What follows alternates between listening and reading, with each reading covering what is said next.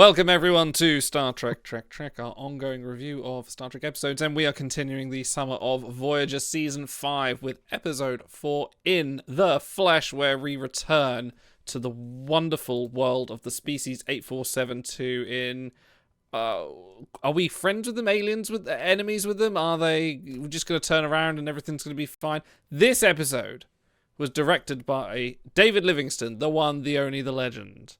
The man amongst men who has done lots of episodes. This was written by Nick Sagan. Not many titles, but the ones I picked out were Attached, you know, the Picard Beverly one, of course Oblivion and Juggernaut. So a few titles. Relativity, Gravity. So he's done 7. Yeah. By the way, happy belated birthday to Carl Sagan yesterday. Today we get Nick Sagan.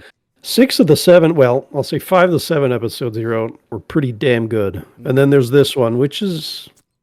It was not terrible. We can agree it's not terrible. And then Bloodlines with Jason Vigo, which I like and Stars hates. So he's got a great batting average. It's okay. 5 out of 7 with really, really good bangers in there is respectable. Yeah, this was... I remember enjoying this episode, but I forgot how kind of boring it is. Nothing really happens the entire episode. Apart from...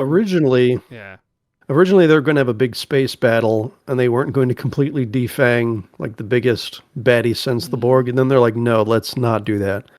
So I don't know how late into things the rewrite was. I'm sure it was probably all done before they started production and whatnot. But yeah, let's start there, because we talked about it a little bit beforehand. Cutting them off at the knees. Like they're kissing, they're handing them roses by the end of this. Like it was a sudden that was not the right choice, right? They were sitting around that table and like Boothby sort of just like, no, there's gonna be nothing that brings me back here. This was a waste of time. And literally by the end of that meeting, he's like, yeah, we'll exchange technology. It's great. Let's go and have a tour and we can all be friends. And it was such a shocking turn. Like, and they didn't seem that alien. They seemed very human. Yeah, I was going to bring that up. Is that like this is a complete betrayal of the entire appeal of Species 8472.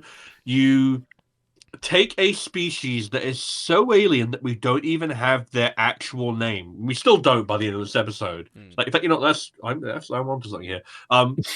So Species 8472 is a Borg designation. And they're called that because they're so unknown that Voyager knows nothing about them. They're a completely unknown quantity. They come from a type of space we don't even know exists. Fluidic space. What the fuck is that? Probably pretty wet, right? And then by the... I was going to say about as wet as Chakotay was after that date, but... Yeah. And then, like, by the end of this episode, you could literally call them anything.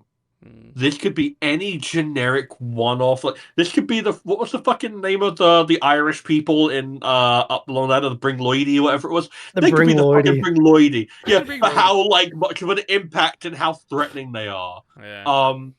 Like there is nothing alien about them, and there's a refusal to make them alien. It's like, oh, they're in human form. It's like, okay, you're refusing to. How do you shake hands with the species 8472? I don't know. Show me. Like, is the CGI budget not include enough for Janeway and Species 8472 to shake hands? Like, if nothing else, that'd be a cool image that would actually represent a bridging of like two weird incredible species. But instead, it's like just filing them off and ruining everything that's unique about them. And like, here's the thing: this episode is like, and we still don't get a name for them. Like, you don't even get an exchange from awful, incredible enemy to actual developed culture. We know nothing about them, really, in this scene. It's like, oh, they're just like us. Oh, so they're boring then. You have nothing to say about what they're like. Like, the Malon are more interesting because they're like human capitalism filtered through. And this is, it's human paranoia, except it's not. It's it's a military mission. It's like, it's just completely warping the idea. And this entire episode has this problem where there are cool moments and cool scenes that happen. Like the opening is really, really awesome and interesting if you don't know what the twist is. And that scene between Seven and Janeway where they're talking about Directive 010 is really cool. And then it's like in between, there's a lot of padding and a lot of let's just talk about doing various body snatcher tropes, but without any commitment to actual horror, without any commitment to like violence, really, apart from like one guy gets phasered. Like if you're doing a pastiche of Invasion of the Body Snatchers, which just kind of is with a happier ending, like Invasion of the Body Snatchers is pretty like it's really tense and scary and like guttural and all about like the best scene in the entire episode. And we can get into it. Is like the whole bit where Janeway is like thinking that Chakotay might be a doppelganger and has put in all the measures to, and it's like there's not nearly enough of that smart, unique takes on the episode where you get to see the characters act outside of their normal bounds. Like, for a species that literally said we're going to purge the galaxy of all sentient life, they're not very threatening. No, they just hang around, by making roses. Okay. Fine, that's what we've decided is a good use of the coolest species you've made in the last 10 years. And he's like the head admiral. Yeah. They put him in command. This was, the more we talk about it, the more flat it feels. And it's more disjointed that they heavily invest, like the Species 847 which I just had to look it up. This is their last appearance. We have this and Scorpion. Yeah. I thought they were more prolific through Voyager. Nope, that's it. Like, and that's such a No, shame. they show up in that the Hirogen are hunting them. Okay, yeah, but I mean, as like a serious plot point, like for the episode, like. Well. Yeah, but this is sort of, they go through the whole, an alien species assuming the identity of the Federation to invade them. It's a cool concept, and I like the idea that Voyager were like caught out of the way, but it's just that turn at the end where it's just like, and we're all friends now, and it was just very. Yeah. I don't know. They seemed far too human. Valerie standing up at the end, just sort of like saying, "No, I believe him," and Chakotay going, "Yes, I believe her." And it's like, "Oh my god, really? No, come on." Then like Boothby's just like, "Oh, okay, fuck it, let's do it. We can trust them." Yeah, no, I think someone in the chat pointed out, like that's all it takes to get universal, like that's all it takes for world peace, just universal disarmament. Yeah, everyone just goes, "Yeah, no, sure, I'll turn off my weapons. That's fine." Like. It's that easy. It's just that simple. And it's like, it isn't. Sorry. Okay, so I got one of the aspects, we're doing a season 5 of Voyager through from start to finish. One of the aspects is we can kind of draw comparisons here and there. I don't know if this is fair or not, but let's just do a thought experiment. Let's say we watched Code of Honor, The Last Outpost, Lonely Among Us, and then this episode In the Flesh. This would be like an 8, maybe, after those 3. Yeah. Right? But instead we watched Night, Drone, Extreme Risk, and then In the Flesh. So compared to those 3, like it's full of holes, the acting wasn't good, tropey, that's all true. I feel like we might be a little more hard on it because it's coming off the string of, and which is fair to be hard because we know they can do better. We know they can have smarter writing and better acting, and they didn't have it here. But I don't think it's like garbage. I think it's around. No. I think it's around the average, maybe even a little better because production-wise, they do quality work in this time period. Yeah. So you know what the issue is? This would be completely fine if it wasn't Species 847 Like if this was another species that had found out about the Federation, like maybe a one-off from seasons 1 through 4, and they got a hold of the database and they did this whole thing, I would be fine with that. I'd be like, guess what? It's not a betrayal of the coolest, most intimidating threat you ever created. Well, like, that was the Borg. That could kill. Well, yeah, and then they beat the Borg. Like that was always the coolest bit. And it's like, Overtime points out they're so powerful they can't be a repeated threat. Yes, but there are more interesting ways to do that than to immediately nerf them and make them a non-entity and a non-threat the second appearance. Keep them on the periphery. Like they can make appearances here and there. They don't necessarily need a whole episode of themselves, and they don't need to be interacted with much beyond the vague threat they represent. At least you can keep that going for longer than 2 episodes. Yeah. And it's like, you mentioned that there's an episode where they're getting hunted by the Hirogen. Is that an actual Species 847 or is that a hologram? Yeah. No, it's a real 847. Oh, yeah, it's Prey, isn't it? Yeah. Like, more stuff like that where they're unknowable and, like, inscrutable, and then you can slowly develop them to be a bit more recognizable. But, like, to throw the baby out with the bathwater and just, like, go completely from the most alien species we've ever seen, like, literally just Is this the first completely CG alien we've had in Star Trek that's like kind of like this, presented like this? Probably. I'm sure. I'm sure there are other ones that were rendered completely with CG, like on the view screen or whatever. But like in terms of like interacting with human characters in this way, it's pretty, kind of a groundbreaker. And that's how alien they are. They literally look unreal because of the CG quality, which kind of adds to them in a way. I'd love to see a modern take on them, but it's like there is so much potential to be explored there and how different they are. And that makes the portrayal. The more I think about it, the more annoyed I get. Like that's the problem. Is I'm talking myself down and down and down on this. So I hate that because there is good stuff here. That Hirogen episode is interesting, if I'm remembering correctly, because they said that they continue the idea that they're so threatening that an entire group of Hirogen finds them an honorable enough prey that they're worthy of hunting. They like they're big game hunters. Yeah, and it also gives you a little bit of sympathy because you're being hunted by the Hirogen, who are more enemy than ally at this point. So if they would have gone from Scorpion to that, where you get a little bit of maybe they are able to communicate with him at the end. Oh, he's hurt, he's dying, that kind of thing, and it's more of a natural progression. But yeah, also the fact that they choose to make inroads via dating, which is not. I don't think it's the best choice. It lent itself to some really soapy acting, some really bad dialogue, which we just saw last episode, how good Beltran can be when they give him good material. This is not good material. Yeah. So this was Beltran just agrees with everyone, the episode. Because that's kind of all he did. Every time it was the day, he's like, yes. Robert, we want you to go up there and look completely like milk toast and beige. I can do that. Although right now, because I have something different from my best of, I'll shout out Paris. He's like, the 8472 is just trying to get to know you. You can't blame someone for that. You from inside. Yeah. So they did have some good writing, and we know Nick Sagan is capable writer. So also I'm gonna like bring up the most unfair comparison in the entire world. Whatever. But I think it's this season. So guess what? We know they can do better. Imagine this episode about imagine Species 8472, but it's Counterpoint. Maybe drop the romantic angle, but have to deal with a Species 8472 that we can interact on a interpersonal basis, and we don't know if we can trust them. We have to constantly dance between them, like work out if we, are they telling the truth? Are they fake?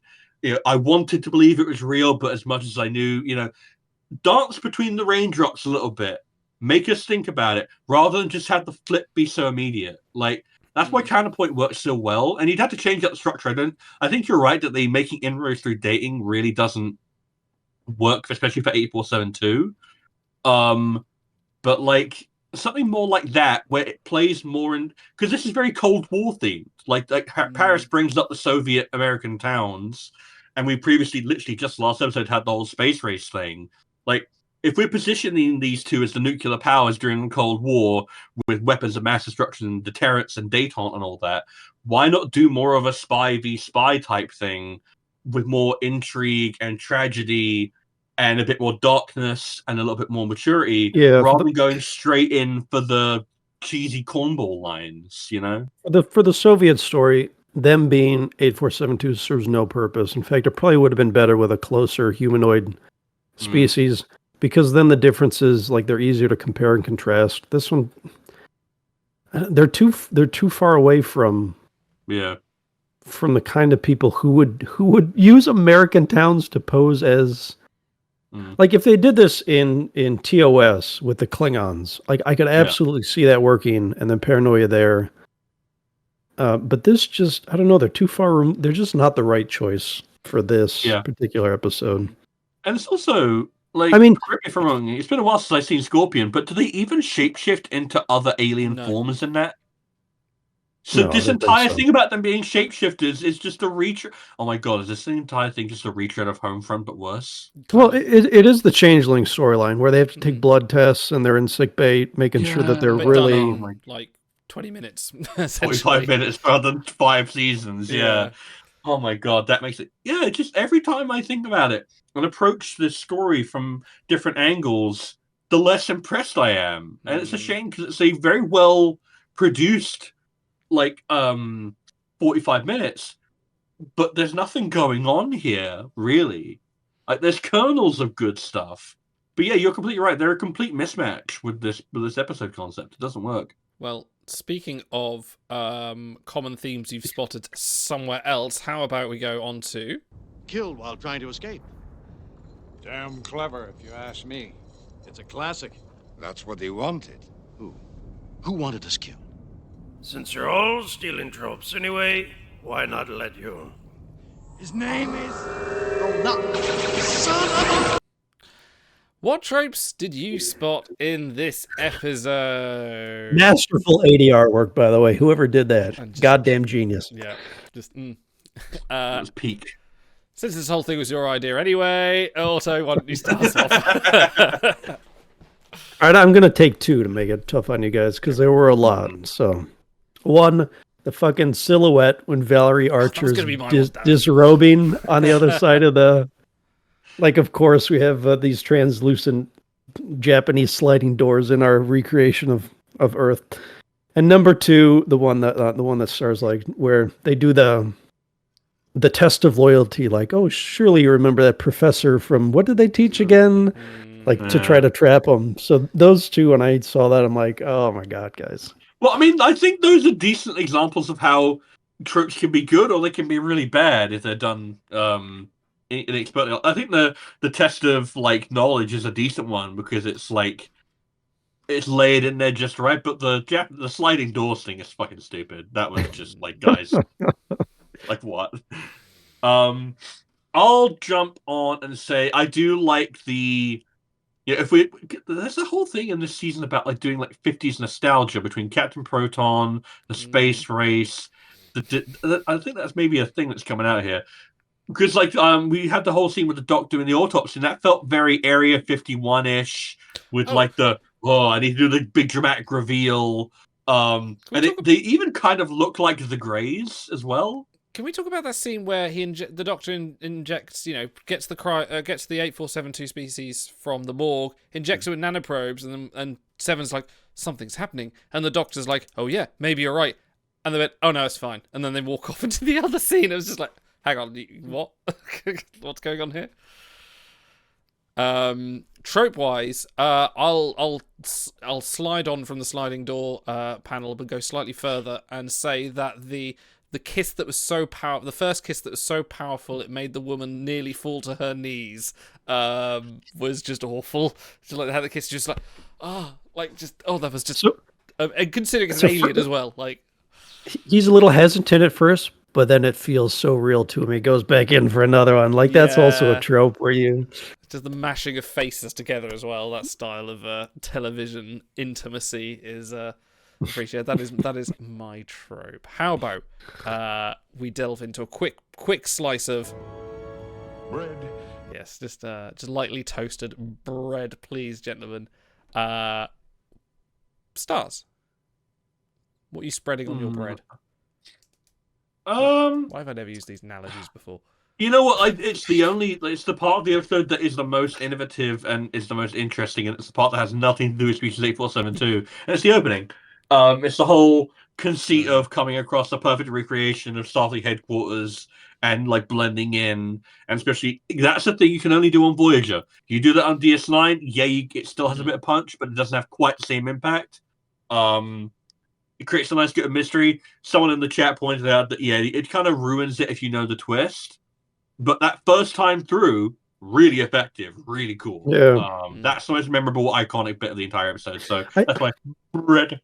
I think we're probably underrating things because we know how it turns out with that species, and we know the twist and all that stuff. So, like when we do our holodeck series and watch something for the first time and it's fresh, we're like, "Oh, that's so cool." But if you've watched Voyager 10 times before, then you're not going to be quite as swept away.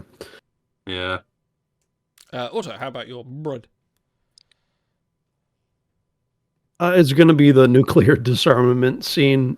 I just remember Ray Walston really standing out. He does a great outside of a few kind of dodgy line reads early on where you can tell he's struggling with the dialogue a little bit. He does a very good job of this, and he commands the room, I feel like, when he's in that scene even more than Janeway. So he does a great job there, and I do remember I remember him being a great Boothby in this episode. Mm. Bread. My slice of bread is going to be the wonderful shot of Voyager on the side of that moon where it's entirely lit by internally lights, no sunshine on it, and it's lovely. Like just for a brief scene, they didn't have to have Voyager there for any part of this; just had to have it in the local area. But they took the time and effort to say it would show it was hiding behind a moon, and it was quite a dramatic shot that I really liked. That was some good bread. That was some good starch. That really The flyer was nicely, and then when they fly past the biome, they did a lot of good exterior work in this one. Definitely. I can tell we're all keen to move on, so let's go to our... The best advice I can give you is to just be yourself. You're the worst thing that ever happened to Zek. You're the worst thing that ever happened to me. Actually, that's the second best piece of advice. In fact, you're the worst thing that ever happened to the entire Ferengi Alliance. No. Just stop saying that. Your best... Bum, bum, bum, bum, bum, bum, bum, bum, bum, bum. Yes, there's several Ferengi around an obelisk. Your best and worst moments, Isn't that the last gentlemen, outpost? please. Yes. Yes, actually it is, isn't it? Also, kick us off. Your best and worst moments of the episode. And my best is going to be the biome, the shot in astrometrics, and then the exterior one, because they could have just done this on a planet, and they went the extra step to make a really cool and Cutaway, wasn't up there? to snuff CG for 94. Excellent CG on that. They do the little camera move where it shows the different topographical layers and stuff. Yeah. And it does kind of make sense from a story perspective of this is just a test bed for our invasion launching pad. So really well done, cool story point, beautifully executed. Worst moment. All right, so there's a series that I highly recommend on YouTube called Episode in Brief, where it's about a 20-minute gag where they show some silly scene from an episode of Star Trek and then make a joke about it. And the one for In the Flesh is Chakotay is jogging down the path outside the water reclamation plant, and it pauses. He's surrounded on 3 sides by people walking on the path, and it says possible points of escape, and it points to the grass. But we can't run on the grass because we're location shooting, and they wouldn't let us. Have you not watched Justice? Do you know what happens when you run on the grass and fall with the flowers? You're killed. It's it's so bad. It kind of breaks the fourth wall. They're he doesn't really want to escape. He can't anyways. So it's so goofy. Star's best and worst. Best moment I'd say would be the scene between Seven and Janeway in the in her ready room, where she's make warheads, and Seven's just extract them from your body. Yeah, exactly. Just like that. The oscillation between the hardliner and the diplomacy, which I feel kind of gets at Janeway's dichotomy in a nice way. I appreciated that scene. I like the bit between Janeway and Chakotay in Astrometrics where she's testing his loyalty, and like you said, I appreciate a good smart protagonist. There were good scenes in this episode. I'm just yeah. And then my worst moment is just Species 8472 and what this episode did to them. Just I would literally rather they never have shown up again. I would rather it be just Scorpion and Prey, and that was it. And they were just out there ready for someone to touch and bring back in a future season of some show, let them do freaking Prodigy season 3 or whatever. Instead, now whoever decides to do anything with Species 8472 has to deal with this episode. And it's it's relatively easy to write away, but it's the idea of taking one of the coolest designs you ever did with one of the most impactful cold opens in Star Trek history, and then they just sit around in the Quantum Cafe and kiss Commander Chakotay. Fuck off. What a betrayal of potential. I can't believe it. I like how you started off just getting angry and angrier the more you talk about it. The more I think about this episode, the angrier it makes me. It legitimately does. Idle, what about you? I think my best moment, or I'm going to go for tweak it slightly just for best character. I think Boothby and the actor, forget his name, sorry. Ray Walston. Ray Walston, thank you. Was really incredible. He was great fun. That scene that him hit the bar, Chakotay's been captured, and she walks in and she's like, "You're going to have to answer for everything." He's just like, what are you having? You know, he had some very like old school McCoy energy, and it was kind of refreshing to watch. Like rather than having some stiff upper admiral leader, which we did also have in this episode, we sort of had a bit more of a relaxed charm, which would have worked if they weren't so antagonistic. But yeah, well, we'll see. Worst moment was probably 90% of Chakotay and Valerie Archer's dating scene, because I mean I'm already pretty tired at the moment because it's late and I've been up quite early, but that was sending me to sleep. They were just talking, like, oh, book, yeah, book, okay, great, let me just go put some drugs in me and you can tap my panel and maybe I'll let you tap my panel later. Sorry, I'm losing it. Yeah, that was my best and worst moments. So how about, you know what? I feel like no. I need to. Okay, go on. I need to inject some need some energy. So I swear to God. Swear to me. And I swear. Oh, that did the trick. that was just for me. Auto's regretting things now. Okay. I needed that pep. Sorry. Dude, if I could get away with not being copyright struck, I would just play the entire 3.5-minute song with every stream we do. I love that stuff. I'll learn it on guitar. I'll get my son to learn on guitar. There we go. Right. Okay, let's go on to... I can show you my rating code. Schiller rating 3.5. Associational rating norm -3. That's much too low a rating. Just not accustomed to seeing an unsatisfactory rating on a member of my crew. Gentlemen, it's finally time for our Schiller rating code. So, stars, please provide me with one. Gentlemen, how many awe-inspiring, iconic alien designs cut off completely at the knees by a mediocre episode out of 10? Hang on, guys, cut off at the knees by a mediocre episode. It's quite hard to type these. It's probably your longest. Okay, go on, stars. You start off. I want to see what your benchmark is for this.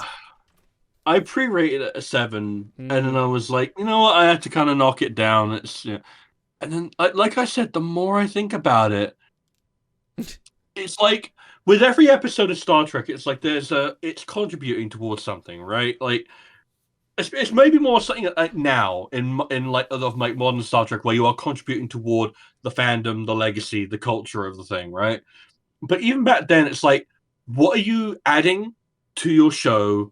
What are you adding to your lore, to your world, to your characters, and what are you losing in return? And really good writing only adds; it doesn't take away. You know, like if you have to kill a character, make sure it adds a lot. Like that's why Wrath of Khan is so good, because even though Spock dies, that movie adds so much that it's like, well, I can't really be angry; it's a perfect death. But this only took In away. the Flesh to the Wrath of Khan. Yes, incredibly negatively, because all this did was take away. Like it added a few bits and pieces here, but like everything it added to 8472, I'd rather it hadn't. I'm not going to be writing home about his romance with Valerie Archer. Boothby's cool to see again, but I didn't make the fight any good, did it? Just undercooked.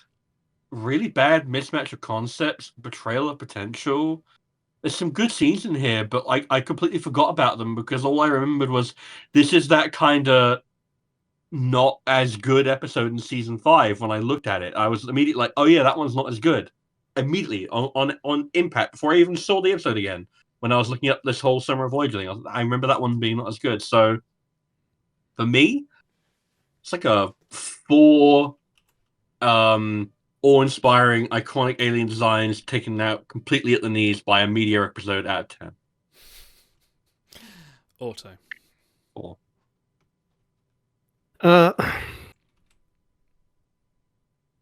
Yeah, I'm not going to be harder on it because it's in season 5 of Voyager.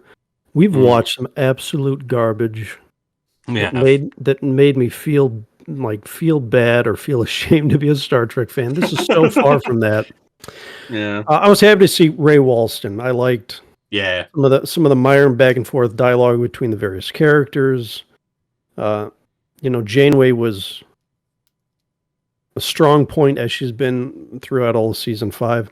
And I picked at the dialogue between Kate Vernon and Robert Beltran, but you know what? They're both handsome people who I'm attracted to. And if I want to sit down and watch some bad dialogue, I'd rather be with those two. She actually reminds me a lot of you. Julianne Christie, Dexa's actress, they look very similar. Oh, yeah. I can see it, yeah. So even though it's like objectively bad dialogue, it is subjectively fun to watch for me. So, but yeah, the biggest mark against it is what they did to 8472, which didn't even need to be in this episode for the bones of it to work, I think. Idle, the title has said Batman this entire time. No, that's right. It's a Twitch thing. It's being weird. So it is a big step down from the recent ones we've been watching, but man, go back, watch some early TNG, watch, even early DS9. Try watching Ray Vantic and tell me like that's anywhere in the near ballpark. So I'm gonna settle on 6.8. 6.8. Awe-inspiring, incredible alien designs taken out at the knee by a mediocre episode out of 10. I think I echo which is like a 3-point drop from the ones we've recently been watching, which I think is fair. It's still very competently produced as well. Yeah, some great CGI exterior. Actually, I don't even particularly like the 8472 stuff when they try to interact with it and they have to like hit their marks so that they can CGI it in later. I thought it was a little clumsy, but the fact that they're even trying for a completely CGI alien, I think is still a point in their favor. So I think they do a few innovative things here, even though, I'm going to echo a lot of those comments. Yeah, this was, we have watched some awful Star Trek. We've watched some real bad television.